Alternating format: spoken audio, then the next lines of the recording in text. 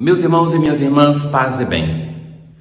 Hoje, Deus promete para o rei de Israel, Acás, um sinal.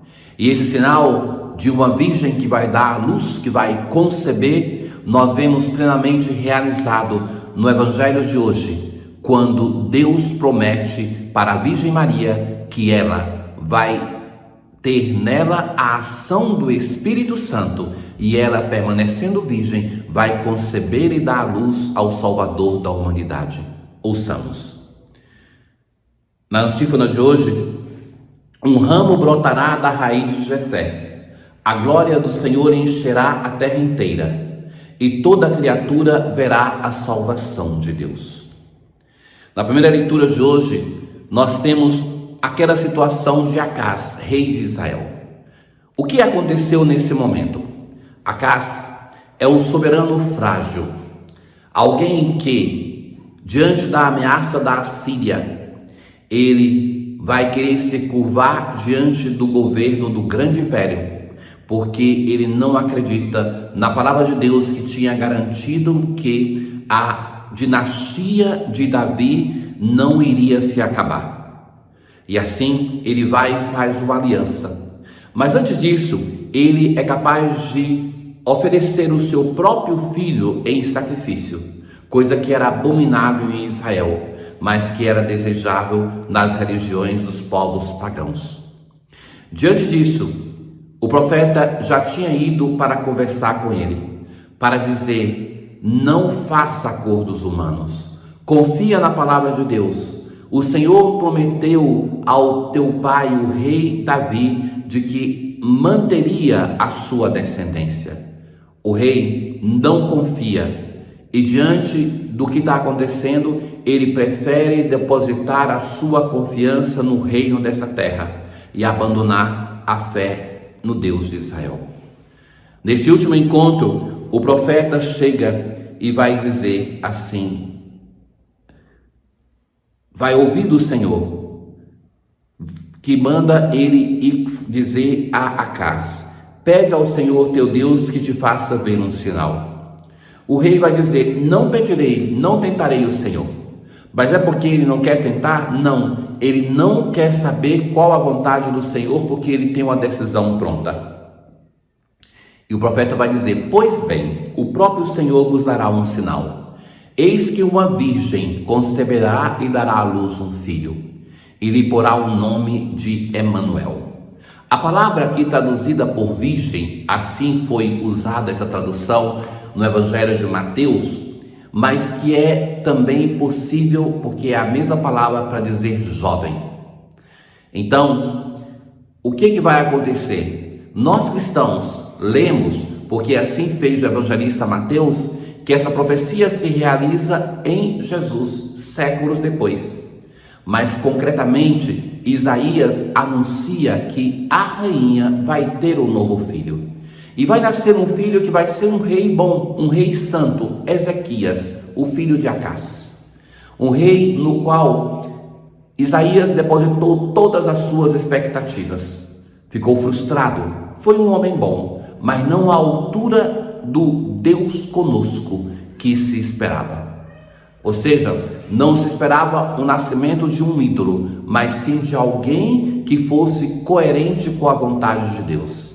Nisso, Isaías vai se frustrar, porque na verdade, nenhum ser humano está à altura de ser a realização desta profecia. É preciso esperar que ela se realize em Jesus Cristo. É por causa dessa experiência que Israel sempre mais vai esperar que essa profecia se realize com a chegada do Messias. Ora, diante desta palavra, nós rezamos e somos advertidos pelo levita. Para aqueles que chegavam ao templo de Jerusalém, ele dizia: quem subirá até o monte do Senhor? Quem ficará em sua santa habitação? Quais são as exigências para entrar nesse templo, para permanecer na habitação do Senhor? Quem tem mãos puras, inocente o coração, quem não dirige sua mente para o crime. Sobre este desce a bênção do Senhor e a recompensa do seu Deus e Salvador. É assim a geração dos que o procuram, e do Deus de Israel busca a face. Na nossa antífona de hoje, nós assim rezamos: ó chave de Davi, que abre as portas do reino eterno. O Senhor escolheu a Davi e a sua descendência para ser aquela que abre as portas do reino. Ó, vinde e livrai do cárcere o preso, sentado nas trevas. Vinde nos libertar do sofrimento do pecado, nós que somos aprisionados. Vinde nos libertar, levar para a luz, retirar-nos das trevas. No 6º mês, é o Evangelho de Lucas. O anjo Gabriel foi enviado por Deus a uma cidade da Galileia chamada Nazaré. No 6º mês, depois daquele anúncio que se fez a Zacarias, ela era prometida em casamento a um homem chamado José. Ele era descendente de Davi. Então nós já vemos aqui, já no início da narração, uma ligação com Davi.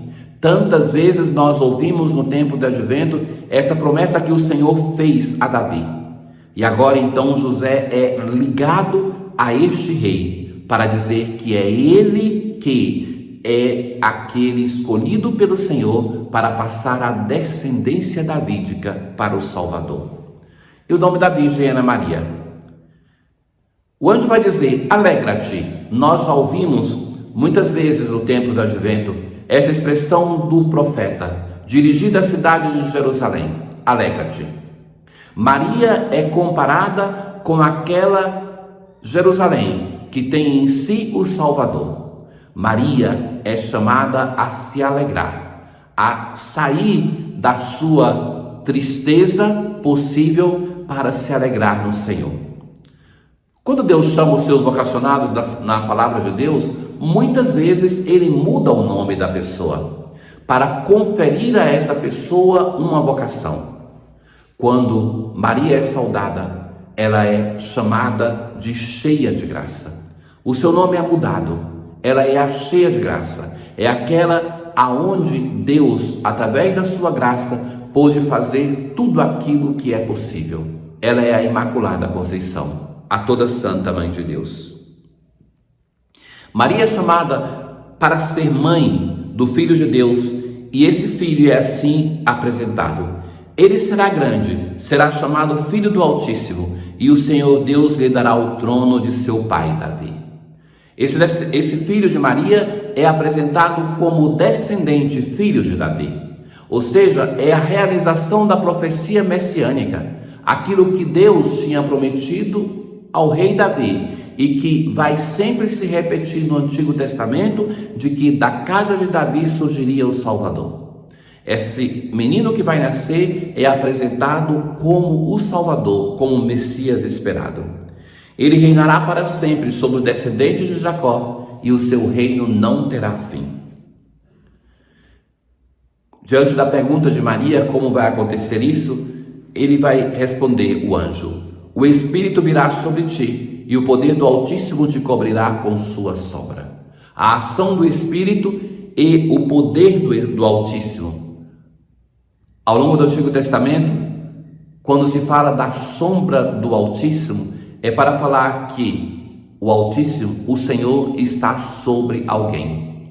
Lembram da Arca da Aliança, que tinha uma nuvem que a cobria, que era o sinal da presença de Deus, ou quando Deus se manifestava no Sinai, para dizer que essa pessoa é repleta do Espírito Santo.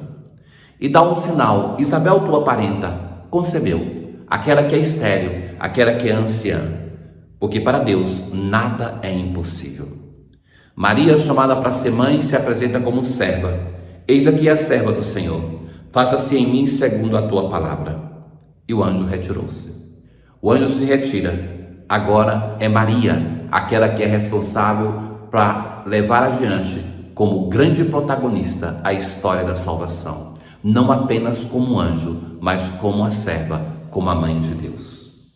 Na oração de hoje, Senhor Deus, ao anúncio do anjo, a Virgem Imaculada acolheu o vosso verbo inefável, e como habitação da divindade foi inundada pela luz do Espírito Santo. Concedei que a seu exemplo abracemos humildemente a vossa vontade. Tenham todos um bom dia. O Senhor esteja convosco, Ele está no meio de nós. Abençoe-vos o Deus Todo-Poderoso, Pai, o Filho e o Espírito Santo. Paz.